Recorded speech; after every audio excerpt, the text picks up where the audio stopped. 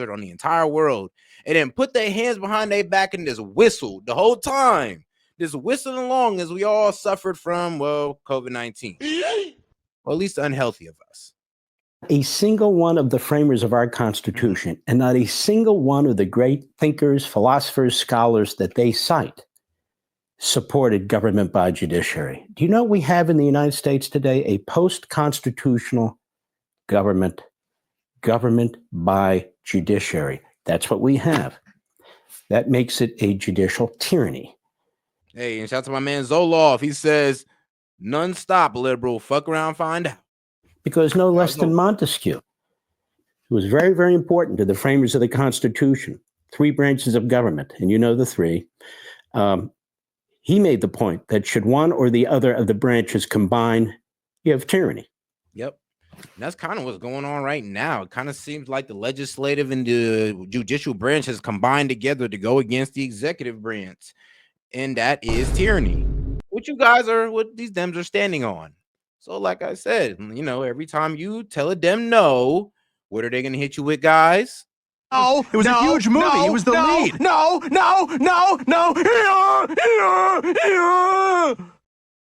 I know, they make an ass of themselves. Should one or the other of the branches combine, you have tyranny. Right here. Very influentially cited in the Federalist Papers. There were others. How do we know these people were cited? Number 1, they said so. Number 2, Jefferson even listed them. Algernon Sidney. Ever hear of Algernon Sidney? Well, Jefferson did, and so did the others. Discourses. Brilliant, brilliant book. Really the only brilliant book he ever wrote, but I mean, that's plenty of book, I would say. Here we have the Federalist Papers. Very, very helpful, because that's exactly what they were thinking when they were trying to get the Constitution ratified by the states. Here we have Cicero. Cicero was a brilliant man. He influenced the framers of your Constitution. So did Aristotle in a very significant way. So there you have Athens and there you have Rome, and they looked at those. Of course, John Locke, very, very important during the revolutionary period. The whole idea of natural law, nature's God, right reason, which you get from God and which is provided to us from the Judeo-Christian value system. He was on top of it. He was fantastic. And here we have not only the Federalist Papers, the Anti-Federalist Papers, we have letters and articles over the struggle over the Constitution, right here. 2 wonderful volumes, and much, much more. Now, why am I getting into this with you? Because America today has no resemblance whatsoever to what any of those men wrote, to the influences they had on those who wrote and promoted and fought for the Declaration of Independence and the Constitutional Convention. You all have people come on TV as legal analysts. You all have people write their pieces on this website or that site going about, you got to follow the orders of the court. That's outrageous, and so forth and so on. Well, shouldn't we first find out what the Constitution says about the courts? Please. This is very important. Judges were never supposed to be policymakers, and they were never supposed to second guess the executive or legislative branches on policy. They had a lane, and they were supposed to stay in the lane. It was a great book written by Raoul Berger. Raoul Berger was a great professor. He was not a lawyer. He was a great constitutional historian, one of the greatest. And he wrote a book, Government by Judiciary. And among other things, he reminds us, the most significant single piece of evidence that the framers excluded the judiciary from policymaking was the rejection of the participation in what they called a council of revision of legislation. Now, what in the world is that? Well, it came up prominently at the Constitutional Convention. Virginia's Edmund Randolph, who had a lot. God damn. So pretty much he's saying the forefathers already foreseen this coming. They already said, like, yo, we got to make sure to keep the these checks and balances. Like, and it shouldn't be where the judicial branch and the legislative branch can team up on the executive. It shouldn't be where the executive and the judicial branch can team up on the legislative. Like, yeah, there should be a balance of power. But here's the thing, though. It seems like the Dems don't understand that, and they're okay with the imbalance of power as long as it's against Trump. I mean, let this have been done to Kamala, Biden. I mean, y'all be an outrage. So come on now. Out of power at that convention. He would later become governor of Virginia. He proposed in the convention that the president, quote, in a convenient. Oh, yeah, and appreciate the support, guys. I forgot to give y'all a shout out. My man. member of the national judiciary ought to compose a council of revision, unquote, to examine every act of Congress and by its dissent to constitute a veto. And by act of Congress, make sure we hear that all the way through. For the people in the back, for the libs in the back. Governor of Virginia, he proposed in the convention that the president, quote, and a convenient number of the national judiciary ought to compose a council of revision, unquote, to examine every act of Congress and by its dissent to constitute a veto. And by act of Congress, they also meant whatever this president they were thinking about who hadn't been created yet, the executive, him too.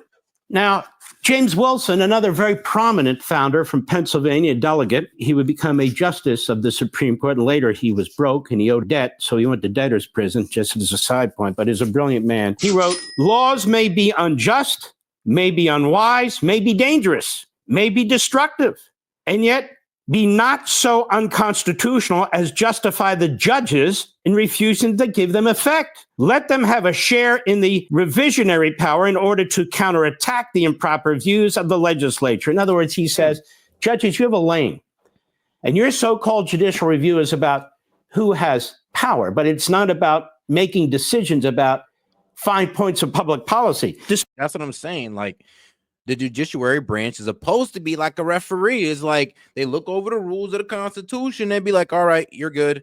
All right, President, you're good. Or, all right, President, hold on, man. This is unconstitutional. We looked it over. You can't do it. Or Congress, look, man, hey, it's unconstitutional. You can't tell them what to do. Balances of power. That's really what they're supposed to be there for. Like, they're not supposed to be there pretty much, honestly, interrupting policies. But, hey, it is what it is, right? It is what it is. Despite the fact that the proposal had the support of James Madison, these are some very powerful delegates, and therefore, perhaps the most influential trio in the convention, it was rejected overwhelmingly for reasons that unmistakably spell out the exclusion of the judiciary from even a share of policymaking. Nathaniel Gorham, one of the delegates, saw no advantage of employing the judges in this way. As judges, they are not to be presumed to possess any peculiar knowledge of the mere policy of public measures. Elbridge Gerry, one of the most vigorous advocates of judicial review, he opposed judicial participation in the council vehemently. Charles Pinckney also, quote, opposed the interference of the judges in the legislative business. How do we know all this? Because Madison took copious notes. They're called Madison's notes. Rufus King joined in the opposition on the ground that as the judges must interpret the laws, they ought not to be legislators. Roger Sherman, quote, disapproved of judges meddling in politics and parties. And that's where pretty much the judiciary was out of line. It wasn't supposed to stop Trump's flight, but they were supposed to look it over and see if this was along the lines with the Constitution. So, yeah, in a way, they did kind of go out their lane as in terms of stopping a policy or stopping the executive branch initiative. And with the legislative branch working with them, with Congress.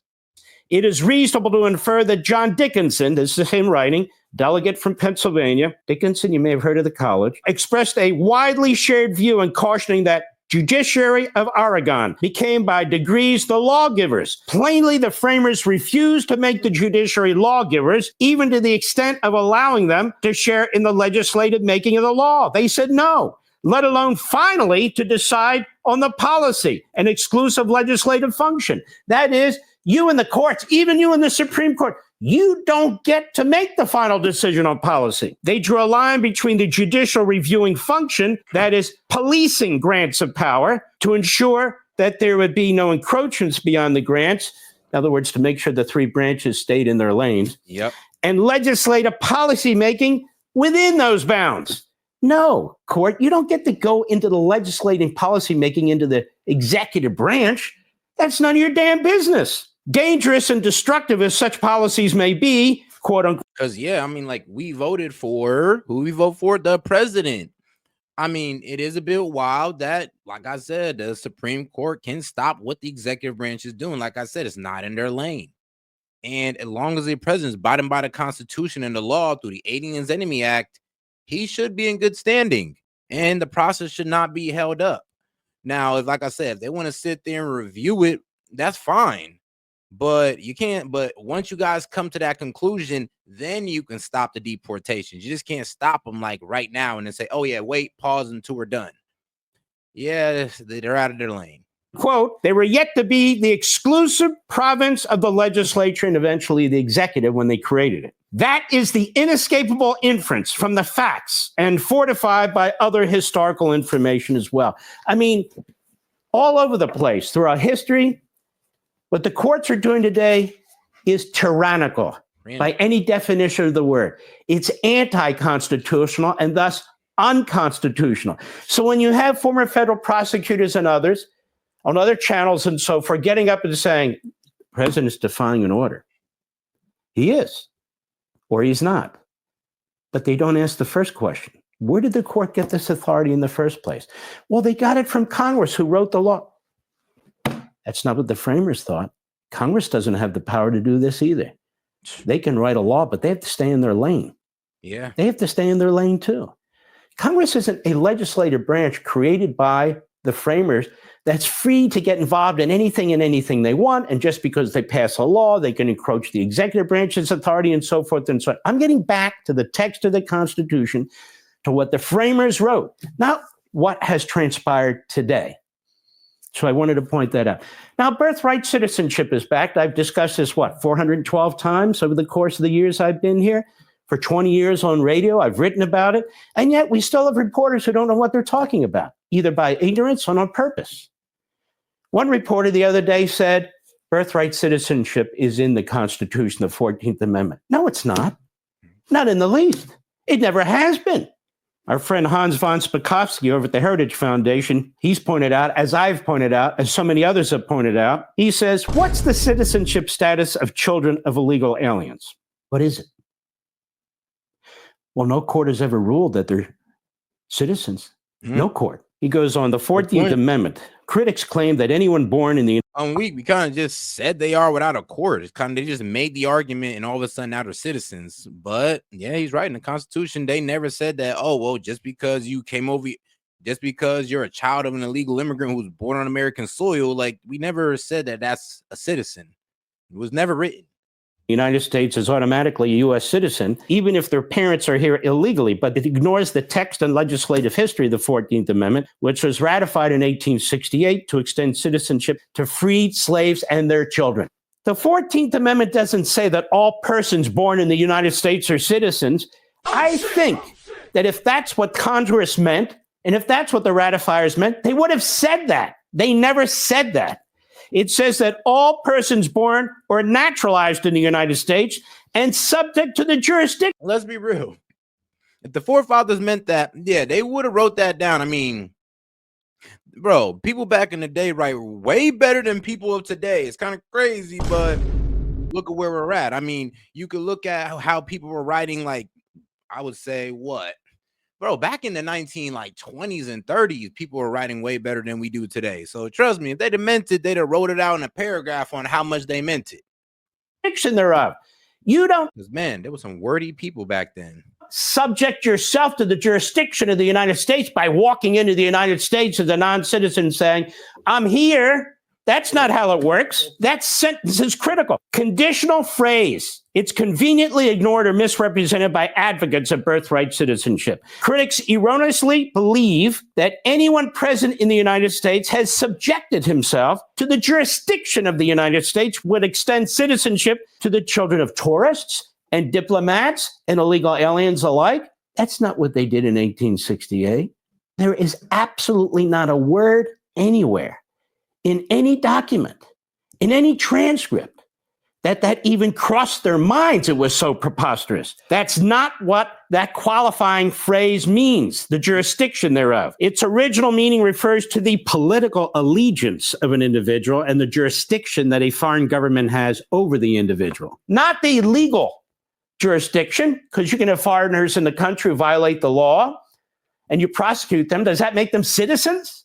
No. The fact that a tourist or illegal alien is subject to our laws and our courts, if they violate our laws, does not place them within the political jurisdiction of the United States. Like, it's kind of crazy. Like, wait, so you tell me you're getting rewarded? We're rewarding your kid with an American citizenship because you broke our laws? Bruh.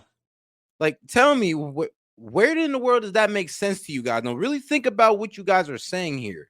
You're saying that we should reward their kid with citizenship because they broke our law. They just violated our law, so we're going to give them a reward. Like, Come on now, that's pretty damn dumb. Like, I'm not even gonna lie. If you really think that's a logical way to run things, Stupid. I'm sorry.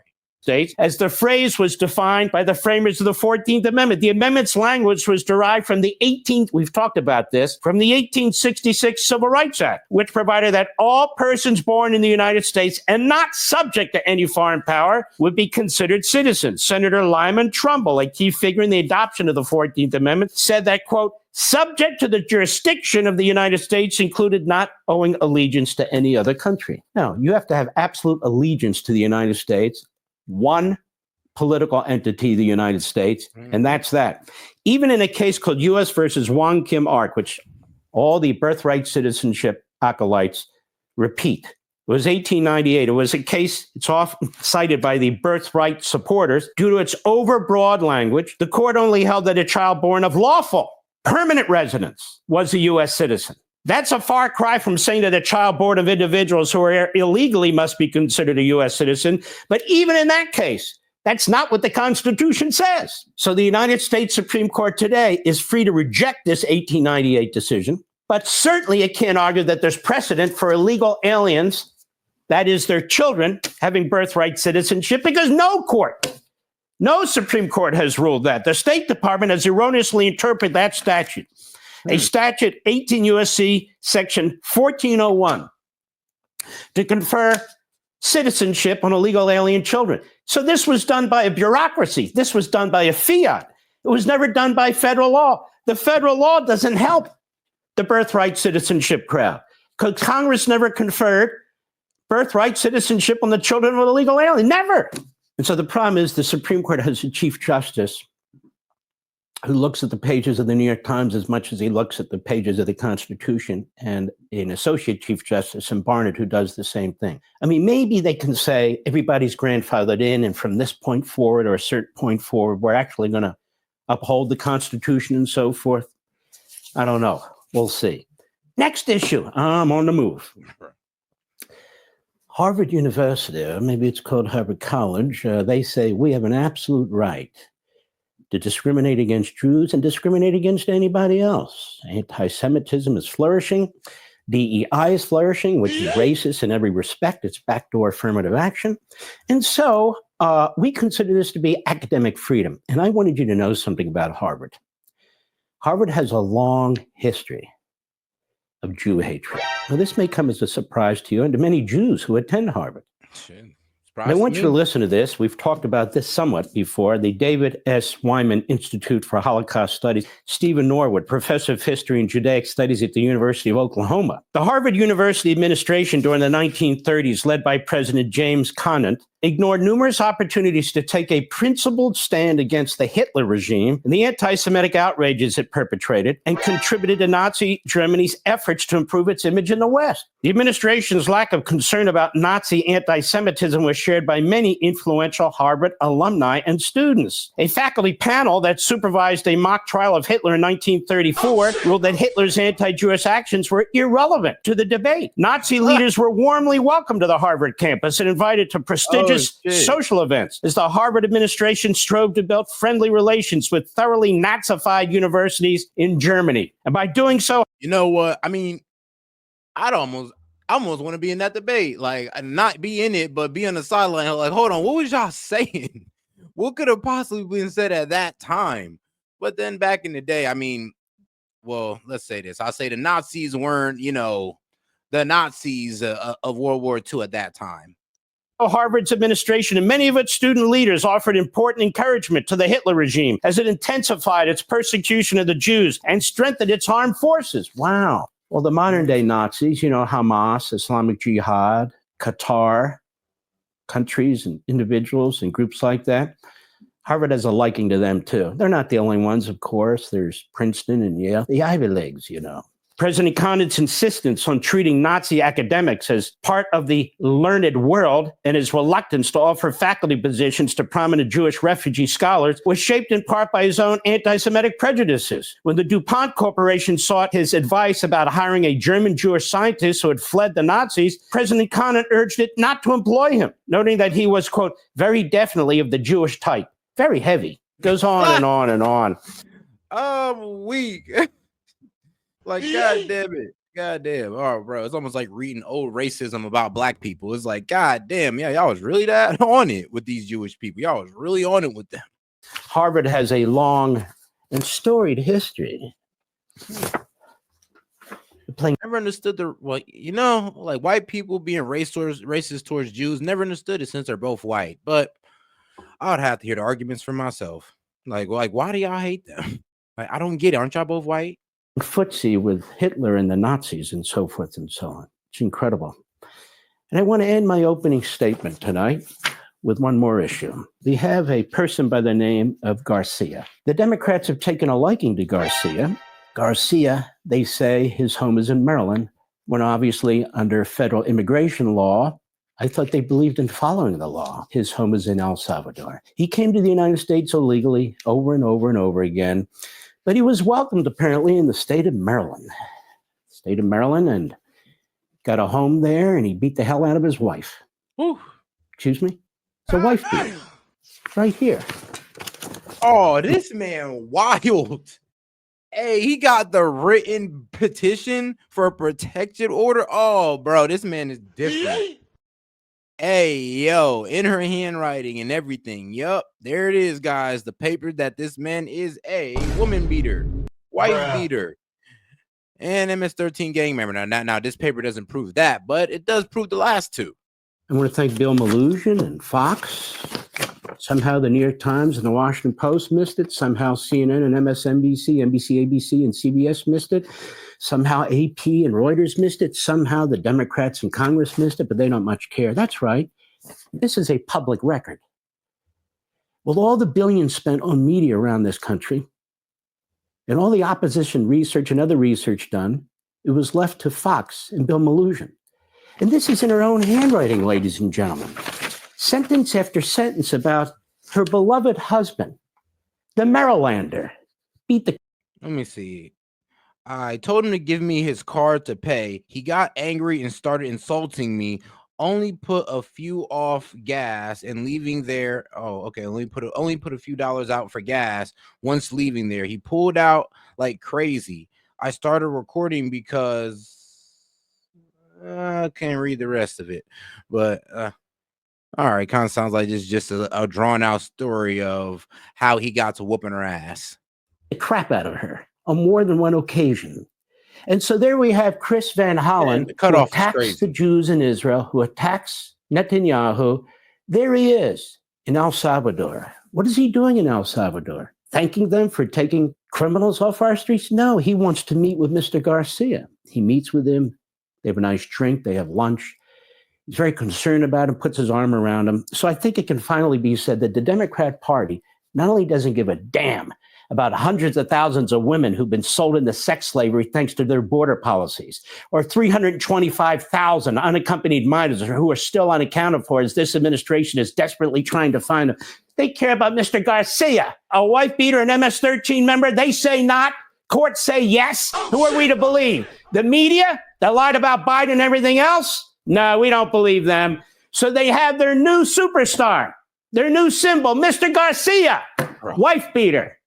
Wow. Picked one hell of a guy. How can y'all say it? I mean, man, talk about walking yourselves off a cliff. But you know what, guys? We're going to poke a little fun at, at the conservatives, all right? And we're going to get into this little Hegseth problem. And we're going to go ahead and let CNN tell us the story. All right, guys, prepare yourself for this one. And Defense Secretary, multiple sources tell CNN Defense Secretary Pete Hegseth revealed attack plans for air